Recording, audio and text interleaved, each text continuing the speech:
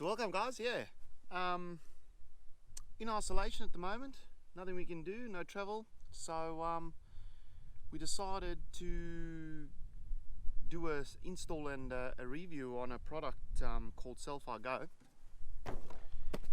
It's basically it's for Telstra network only. It's basically a unit like this. Oh, let me just get it out. So basically this acts as an extra tower, I would think, and will boost the Telstra signal. Now I believe you can get one for Optus and for Vodafone.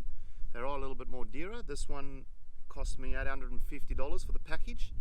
So it came with an RFI aerial, which we'll dump on the bull bar, and we'll look for a spot to put that in. So while we got one, well, we've been traveling from Brisbane to Melbourne, and the internet's just been absolutely shit house. It just drops in and out all the time. We use Wikicamps, and on Wikicamps Telstra is one of our filters on Wikicamps, and we get there and it's just, it drops in and out all the time. Even driving on the motorways, Telstra would just drop in and out, and Telstra's supposed to be one of the better networks to be on. So for Sue's work and for uploading our YouTube videos and Instagram and keeping up to date with Instagram and family and friends, we've decided to go for the Cel Fi Go unit. We do have a Telstra modem, which there was an option to put an external aerial plugged into the modem and mount on the bull bar as well, but a lot of people I've spoken to and all the reviews I've done is that it's not really that good. So I was advised this is the route to go. So yeah, $850 is a fair amount of money to dump on something like this, and well, I only hope it'll work. So we're going to do that install today. So like I said, we'll dump the aerial on the bull bar, and I think I found a suitable spot to mount this onto the auxiliary battery. So right guys, we're at the back of the ute now. I'll show you where I think I've found a spot to mount the actual unit. I think I'm going to mount it just on that spare space I have on my electrical board there. I made it up myself, nothing special, and run the aerial cable from the back from the bull bar to the back. It's a 5-meter cable. I have measured it. I hope it's going to be long enough. So we're going to do that first to make sure that the aerial gets to the back of where I want to mount it, and then just next to it will be the auxiliary battery. So we'll start by doing that, and then what I want to do is put a switch onto the unit, because the unit draws apparently a 0.5 amps an hour. So update. So aerial's in.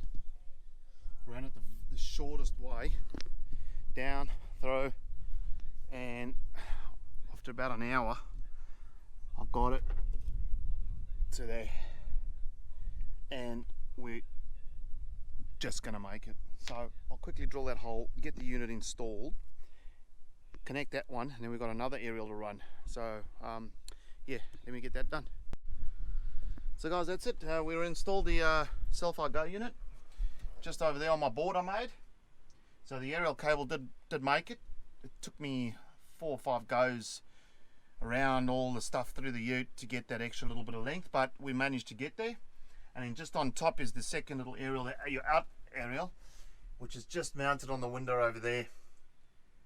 So yeah, so once you've installed it, you got to download the Cel Fi Go Wave app, and that's pretty much what it looks like.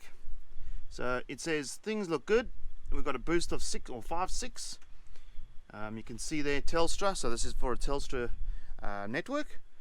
And when I purchased the Cel Fi Go unit, the gentleman actually sold me a stationary unit when I actually wanted a Go unit, and I asked him about it, and he said it's exactly the same unit. Just go into the settings. So we go into booster settings, and we change that to mobile setting. And the best settings to leave it on is auto, which I've done. Software is all up to date. I did have to do a software upgrade. Did that. Took a few minutes. But guys, that's for the Cel Fi Go unit. Now, up front, you see we've mounted the aerial. cable runs all underneath. I've tucked it all away nicely and up through the back of the ute, in through my board. And the aerial, just to let you know, it came with a RFI CD7100 series. You can get the GME aerial with the unit, but I think that was an extra $150, but they didn't have stock. This is the only one I could get my hands on. Everywhere else, Gadget City, everyone else was out of stock. So I managed to get this from a local guy in Melbourne that had stock. So it's on, it's working. Now we're in a good area for Telstra, so I can't really give it a real go, but once this coronavirus is passed and we're allowed to travel again and we go to the remote areas where we want to go to, we'll be able to give you another update on how she's handling the Telstra network.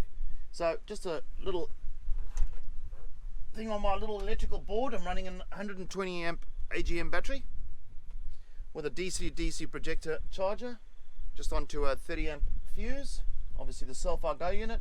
Just next to that we've got an Anderson plug where I can plug my charger to charge a battery, or solar, or even plug in a inverter or any accessory really. And then you've got a fuse box, toggle switches, and your 12 volt outlets and your USB outlets over there, and it tells me the voltage of the battery. And then just underneath here I've got an ARB onboard compressor, which I've managed to put it up, the toggle switch up there, and then my little outlet for my hose is just over there. Easy access. These windows open up outwards, so easy access. I've got the hose that the ARB compressor came with, and then I bought an extension hose to reach the caravan and all around the ute, which is great. Then we just got the Titan draw system with the wing kit. I think I paid about $400 for it. I installed it myself, took me about a day. Did that before we left. So fridge slide and storage under there for my little screws and recovery gear and stuff like that. So guys, yeah, that's pretty much it for the Cel Fi Go unit. We'll do another review a bit later on once we're on the road again. And everybody stay safe through this isolation, and we'll see you soon.